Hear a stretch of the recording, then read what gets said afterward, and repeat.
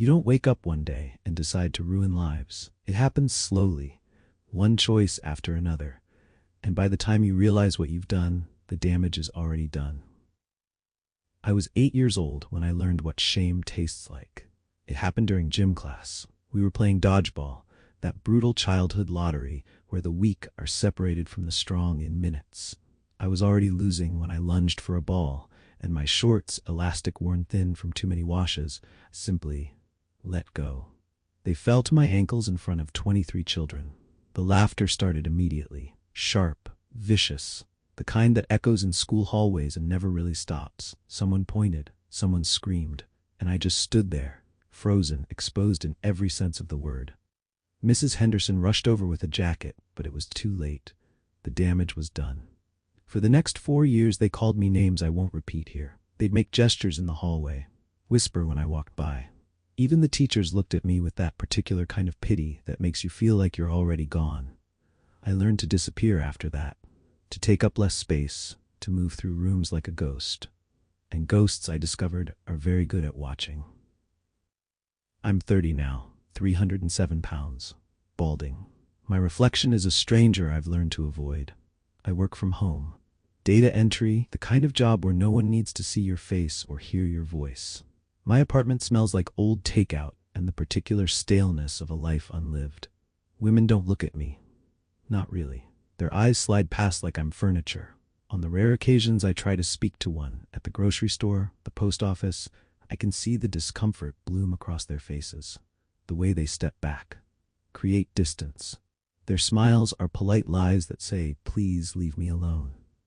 I know what I am. I know what I'll never be. There was a woman at the coffee shop once, dark hair, kind smile. She was struggling with her laptop, and I offered to help. I know computers, it's the one thing I'm good at. She let me fix her Wi-Fi issue, and for 10 minutes we talked. Actually talked. She laughed at something I said. But then her boyfriend arrived, tall, confident, everything I'm not. He kissed her and she melted into him in a way that made my chest ache. When she introduced me, I saw it in his eyes, that flicker of assessment and immediate dismissal. I wasn't a threat. I wasn't even competition. I was nothing. That night, I bought my first camera. It started small.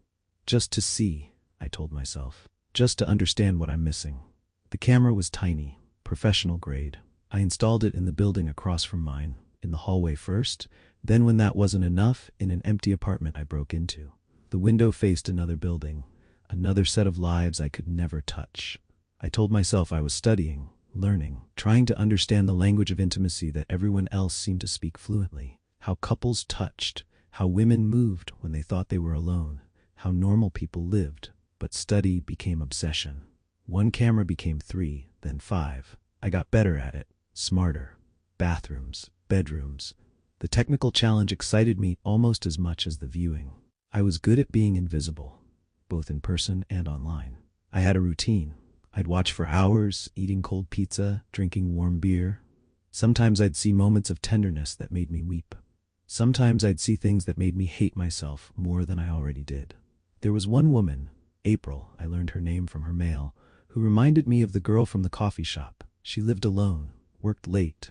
Sometimes she'd come home, pour a glass of wine, and just stare out the window at the city lights, looking so profoundly lonely that I felt a kinship with her.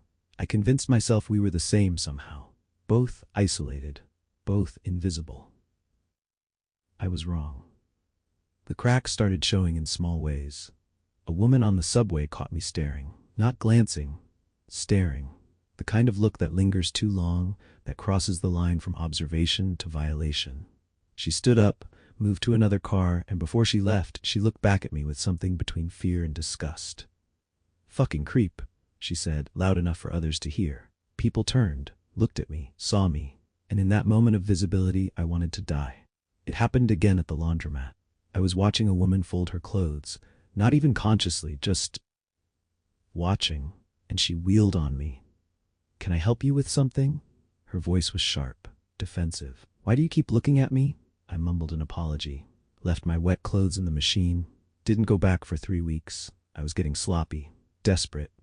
The watching wasn't enough anymore, but it was all I had. I'd become addicted to the one thing that made me feel connected, even though the connection was a lie. Then the voices started.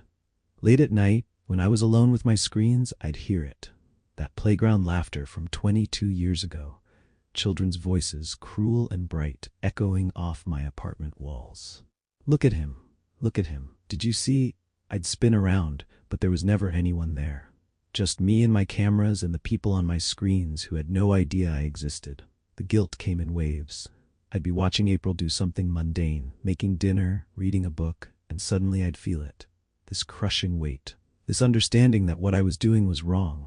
That I'd become the monster everyone always saw when they looked at me. I'd tell myself I'd stop, delete everything. But by morning, the loneliness would be back, and I'd log on again. I was trapped in my own cycle, shamed into isolation, isolated into obsession, obsessed into more shame. The voices got louder. Sometimes I'd hear them during the day now, at the grocery store, on the street, always laughing, always pointing, the past bleeding into the present until I couldn't tell which was which. It ended on a Tuesday. I was watching April. She was home early, working on her laptop, when her screen suddenly flickered. Then mine did too. For a moment, our cameras locked somehow, and I saw my own feed on her screen. She looked up, straight at the camera I'd installed in her light fixture 6 months ago. Her face went white, then red, then very, very calm. She stood up, walked to her kitchen, and made a phone call. I should have run, destroyed the equipment, fled, but I couldn't move. I just sat there, watching her mouth move, knowing that this was it, that the invisibility I'd cultivated for decades was about to shatter completely. They came at dawn, 6 of them. The police broke down my door with enough force to shake the entire apartment, and suddenly my small, dark world was full of light and noise and people. So many people, all looking at me.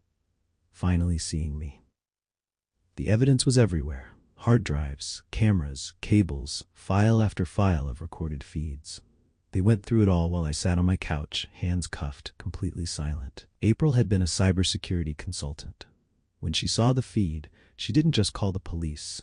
She traced the signal, identified the equipment, found my digital footprint across 3 networks, and handed them a case so airtight that my lawyer later told me to plead guilty and hope for mercy. There were 7 victims. 7 women whose lives I'd violated. 7 women I'd never spoken to but had convinced myself I knew. They showed me the list, asked if I understood what I'd done. And here's the truth I couldn't speak then, but I'll say now. I did. God help me, I did. They're going to put me away. The lawyer says 10 years, maybe more. The judge called me a predator. The prosecutor said I was dangerous. One of the women testified, and when she described how violated she felt, how unsafe in her own home, I saw myself clearly for the first time in decades. Not as the victim of childhood cruelty. Not as the lonely man society rejected, but as the person who chose to hurt others because I was hurting. That 8-year-old boy in the gym didn't deserve what happened to him, but the 30-year-old man I became, he made choices. Bad choices. Choices that has ruined what little decency people could hold on about me. I thought not being seen was my curse, but it became my weapon. I used it to hide, to watch, to take what was never offered. I convinced myself that because no one could see me, I had permission to see everything. I was wrong. In my cell at night, I don't hear the playground laughter anymore. Instead, I hear something worse. Silence. The absence of all those stolen moments, the emptiness where connection should have been. I wanted to be seen so badly that I spent my life looking at others instead of letting them look at me. I wanted intimacy but was too afraid to be intimate. I wanted love but never learned how to be worthy of it. And now finally, I'm seen. My face in the news, my crimes public record, my shame complete. I thought no one could see me. Turns out I was the one who never looked at myself. And now all that's left is this small room, these gray walls, and the terrible clarity that comes when there's nowhere left to hide. They see me now, all of me, and I deserve every second of it. But maybe that's the point, that we spend our whole lives trying to be seen, when the real work is learning to face ourselves. Some stories aren't about heroes or villains, they're about the mirror we pretend isn't there. If this one stayed with you, if it made you think, or feel, or remember, you'll find more stories like it here.